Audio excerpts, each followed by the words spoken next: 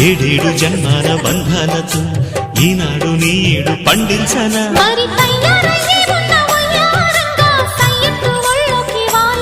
చూసుకొచ్చానమ్మా చూడు ఉత్సాహంగా చిన్నారి వన్నెల్ని ఏలంగా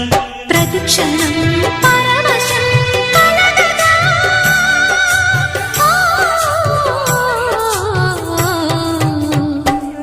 మనసా